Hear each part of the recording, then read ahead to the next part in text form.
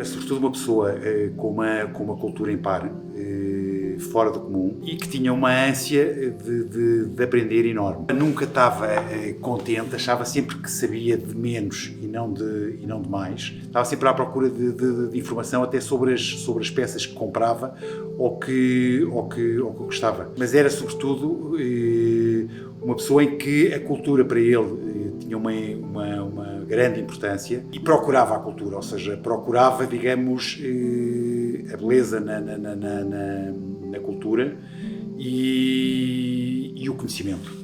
O meu sogro, que é um laço familiar imposto, eu gostava muito dele e aprendi muito com ele. Ele era um perfeccionista, gostava muito de fazer as coleções, de colecionar não só pelas peças em si, mas pela coleção, pelo propósito da coleção que se propunha. Como o João dizia muito bem, tinha uma cultura ímpar, ele sabia de tudo, de história da arte, de história de Portugal, da história da Europa, de tudo, uma cultura vastíssima em todos os níveis, políticos, culturais, artísticos, e era muito conhecedor de muitas matérias, sobretudo nas várias coleções que ele desenvolveu, de gosto pessoal, e outras que foi por motivos de heranças familiares e por doações, que foi completando, e sempre no intuito de perfeccionar. Como o João diz muito bem, ele tinha um culto do belo, ele gostava muito da beleza, mas não se deixava influenciar, isso é uma força que ele tinha, pela moda na compra dos objetos. Não se queria influenciar pela moda, mas sim pelo valor próprio dos objetos. Ele achava que os objetos de arte, essencialmente deviam ser bem preservados e bem conservados. Tinha um pânico das pessoas que tratassem mal esses objetos, que deviam ser conservados. E se a pessoa não estava apta para isso, partissem para outro destino, desde que se ficassem bem conhecidos. Por isso, a história dos objetos é importante preservar, saber a origem, saber como eles passaram, para que no futuro possa ter... Isso aliás, viu-se ao longo da história. Roma Antiga, estou a falar na China, as várias coleções foram refeitas, desfeitas com as guerras francesas pós-revolução, mas que há alguns objetos que se conhece a história deles, que passaram de mão, porque é que passaram, e isso é importante porque não só valoriza o objeto em si, como dá uma carga histórica ao objeto e à obra de arte, que é muito importante e tem muito significado, sobretudo nos tempos atuais. Eu gostava de dizer que eu considero que eu fui um privilegiado em termos de infância e de juventude, mas sobretudo em termos de infância, porque desde muito novo o meu pai fez-nos, a mim e aos meus irmãos e às pessoas que entravam para a família, partícipes do colecionismo e do gosto pela arte. E por isso, eu muito cedo, na realidade, eu nunca tive uma noção de que a coleção Conde da Póvoa tivesse a importância que viria a ter. Mas sempre tive uma noção que era partícipe de um núcleo familiar em que, digamos, a arte e o gosto pelo colecionismo era uma coisa do dia a dia, ou seja, porque o meu pai tinha umas alegrias enormes cada vez que comprava uma peça. E cada vez que descobria uma peça, ou que restaurava uma peça, ou que arranjava, e fazia-nos a nós partícipes de todo esse gosto. E por isso, muitas vezes nós chegávamos a casa e o jantar era, o tema de conversa era uma peça que ele tinha descoberto, algo que ele tinha comprado, qualquer coisa, mas sempre relacionado com o colecionismo e com a vida dele do dia-a-dia, que tinha muito a ver com toda esta arte e com toda esta ânsia que ele tinha também pelo conhecimento. E lembro-me do meu pai nos levar a exposições, a muitas exposições, de diversas galerias de arte, diversas tendências. Era quase um ritual. As exposições normalmente inauguravam à quinta-feira ou à quarta-feira. Eram sempre dias de nós à quarta ou à quinta-feira, depois do jantar, irmos a uma inauguração de uma exposição e visitarmos a exposição com ele e normalmente ele pedia sempre alguém que nos acompanhasse e que nos explicasse, ao próprio artista, que explicasse um bocadinho os quadros, as coisas. Ele incentivou-nos, desde muito novos, cada vez que nós visitávamos uma cidade, um país, de procurarmos museus e depois tinha o gosto de vir connosco aos museus e de nos fazer visitas guiadas, que eram interessantíssimas, porque ele sabia a história, tinha lido, tinha-se preparado. Ele muitas vezes tinha a habilidade de colocava-nos no século XVIII. Ou seja, ele fazia-nos partícipes de toda aquela coisa e depois explicava-nos tudo como é que aquilo funcionava e como é que as pessoas entravam e saíam. Lembro-me de fazer visitas com eles a castelos e a palácios e não sei, e ele fazer uma descrição, fazer digamos, um entourage daquilo, de coisa, e punha-nos, e de repente nós estávamos no século XVIII. Era um leitor ávido, lia, mas lia imenso e procurava, ou seja, havia um escultor, o Soares dos Reis, e pronto, e ele, tudo o que havia para saber do escultor, ele sabia porque tinha lido, tinha procurado, e depois fazia-nos partícipes disso tudo, mas tinha também o dom, que eu acho que era muito importante nele, de falar para o público em geral, ou seja, para nós que éramos crianças, ele conseguia-nos explicar a arte e a pintura e o objeto de uma forma que conseguia cativar a nossa atenção. E por isso é que eu digo que nós víamos pouco a televisão, mas tínhamos conversas muito, muito, muito interessantes e isso foi desde muito novo. Agora, eu apercebi-me realmente da importância das coisas, provavelmente depois quando ele faleceu, percebe? Ou seja, de toda esta coisa da coleção Conta Pova.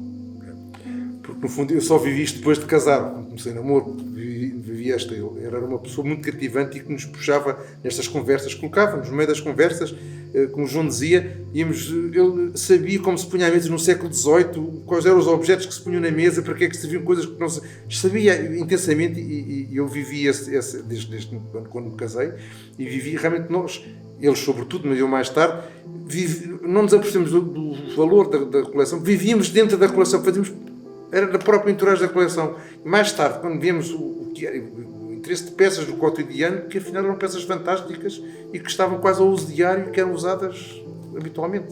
Claro que tinham valor, eram bem preservadas, mas demos no final, e podemos atestar, o homem extraordinário que ele foi, que conseguiu preservar não só a memória, como as peças em si, como a história ligada às peças. Há muitas peças que estão aqui nesta sala que eu sei, por conversas com ele, porque é que aconteceu, o que é que aconteceu depois da peça de comprar. Mais tarde podemos falar sobre isso, que realmente mostram o conhecimento que ele tinha do valor da peça e da história da peça. E nós estávamos metidos no meio disto tudo, como se fôssemos próprias peças no meio da coleção, e só mais tarde é que nos apercebemos. Há uma peça aqui na sala, por exemplo, que é emblemática desta sala e que foi procurada avidamente para esta sala. A sala tinha um problema de eco, ou seja, de ressonância. É uma sala muito, muito, muito grande, com chão em pedra, com paredes grossas, mas havia um problema de eco quando havia aqui muita gente. E ele, de repente, disse assim, não, nós temos que arranjar uma tapeçaria para a sala. Mas não pode ser qualquer tapeçaria. E procurou avidamente tapeçarias. Fomos a vários leilões, fomos a vários antiquários, e às tantas ele começou a ver que em Portugal não conseguia encontrar o tipo de tapeçaria que queria para a sala. E de repente descobriu esta tapeçaria que está aqui atrás, no leilão em França, no Drouot, e comprou a tapeçaria. E a tapeçaria tinha exatamente as medidas que ele queria. E eu lembro-me da chegada da tapeçaria aqui a casa, que veio toda embrulhada em papéis de seda e não sei o quê. E o que foi desembrulhar a tapeçaria, pendurar a tapeçaria, e depois tivemos meses em êxtase com a tapeçaria com o meu pai.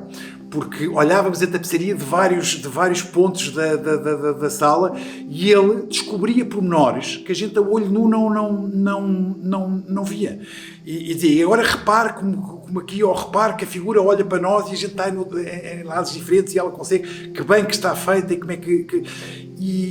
ou seja, havia um gozo depois e um desfruto na peça em si, e esta é uma peça que reflete isso tudo e que me chama à memória todos esses maravilhosos momentos que eu vivi com ele. A família Palmela da terceira riqueza, penso que estou a dizer, que era escultora, que tinha muito uma ação de mecenato e protegia muito os jovens artistas. O Jorge Reis foi um desses... Foi um dos escultores, no fundo, protegidos por ela. Exato, e portanto ficou com várias peças de Jorge Reis, que estão no Jazigo, que estão no Palácio do Rato em Lisboa, e esta foi a última que ele fez e portanto ficou sempre com um lugar de carinho, que chama-se O Artista na Infância, e que é uma peça que eu acho muito importante, quer historicamente, quer na coleção Palmela, quer na coleção Povo mais tarde, mas tem essa história. Aliás, o original está na casa, no original não, o gesso está na casa dos Patudos, em Alpiasta, porque era amigo do José Relfas, o Soares dos Reis, e daí o drama todo que se desenvolveu a seguir isto, e o original foi comprado pela Casa Palmela e ficou aqui sempre na coleção. Depois da estadia do Dom Luís de Sousa, surgiu um casamento do primeiro, do Dom Alexandre, pai do primeiro Duque Palmela, com a princesa, se não me engano, de Holstein, e que vivia em Turim, que era uma grande casa importante em Turim, e que o casamento foram autorizados já na altura pelo governo de Turim. Algumas peças foram autorizadas a sair de Itália para virem com o espólio da princesa. Uma delas é o quadro que está ali, que é um quadro fantástico religioso, a apresentação de Nossa Senhora, e que tem os selos todos atrás, os selos de exportação de Turim, está tudo documentado no arquivo Palmela, no arquivo de Turim, infelizmente já não, porque ardeu a biblioteca de Turim, que eu próprio visitei, ardeu e está substituída por toda a documentação, e havia lá uma sala própria chamada Sala dos Duques Palmela, com essa documentação que ardeu toda. Mas de qualquer maneira está no arquivo Palmela toda esta história de várias peças que vieram com ela, que estão distribuídas e que vão ser mostradas.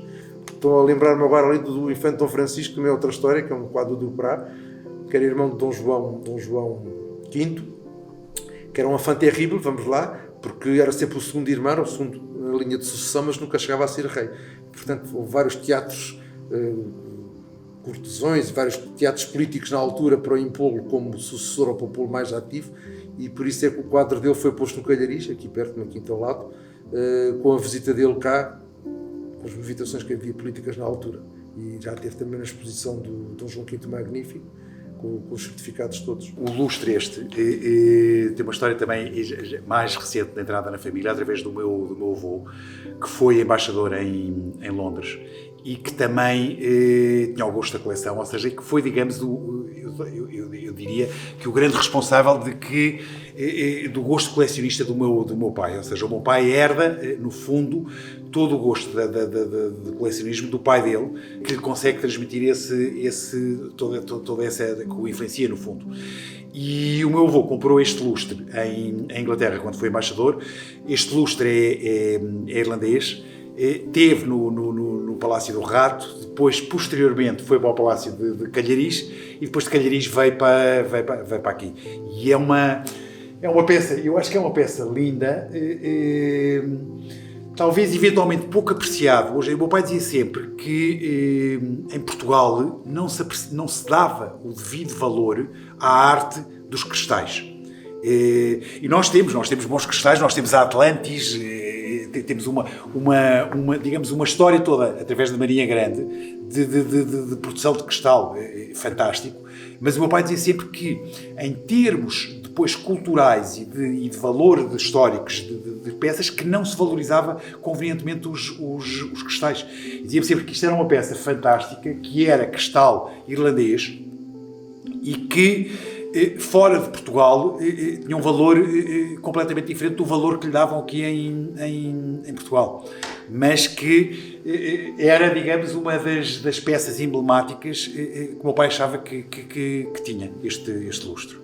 Falar em lustre de prata, que está na casa de jantar, totalmente em prata, não sei quantos quilos de prata, que foi trazido para a família por um ramo, casou com a quarta duquesa ou a terceira de Pedrote, de Sampaio Pina, e que veio do Brasil exatamente com aquela cadeira famosa que foi vendida já não há muito tempo, uma cadeira de Dom José de Canto, que foi tudo trazido, tem as marcas todas do Brasil, com a contrastaria do Brasil, e foi uma das coisas que foi entrando para a coleção, na altura chamada Palmela, mas pelos casamentos, portanto foram peças que foram agregadas com um valor também calculável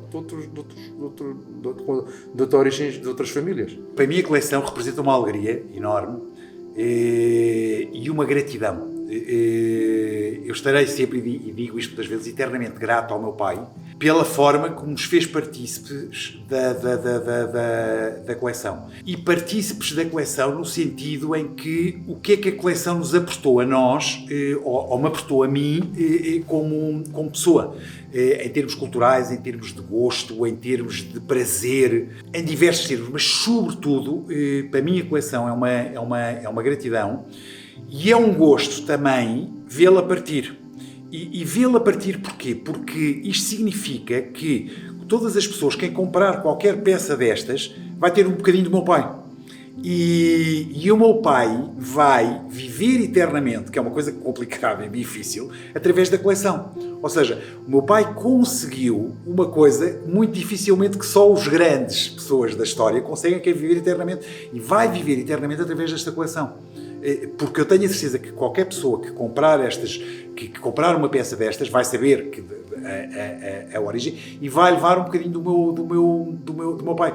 É uma alegria enorme ver também esse último feito, digamos, do Conto da Póvoa. Tinha um gosto especial, um senso de escolher as peças certas. Ele tinha um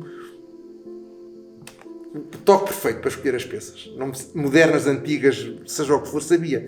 Era um grande conhecedor e é isso que faz a coleção. Quando o colecionador se vai, a coleção fica, desfaz, os objetos podem ser pulverizados, espalhados por outros sítios, mas o espírito em cada peça, se for registado, vai se manter, como o João diz, para sempre. Não, é uma alegria. É uma alegria porque uma alegria grande, vai viver através da coleção.